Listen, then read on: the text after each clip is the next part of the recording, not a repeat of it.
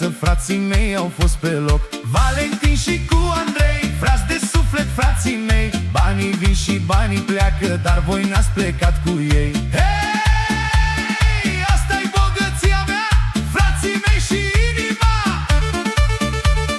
Că la masă vin 1000 când ai bani și veselie, dar la greu rămân puțini, aia-s frații cei mai buni. Hai, vioară!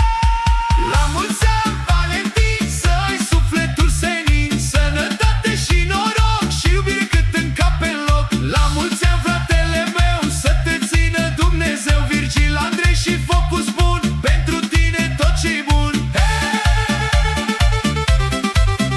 Valentin, la mulți ani!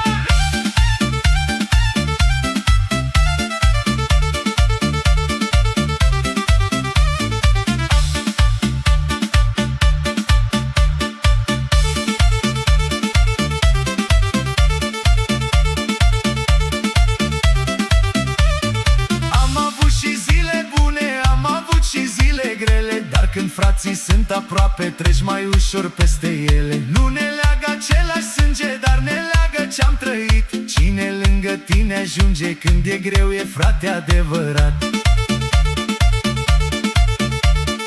Am râs mult la câte o masă, am ciocnit și-am petrecut. Și când viața ne-a lovit,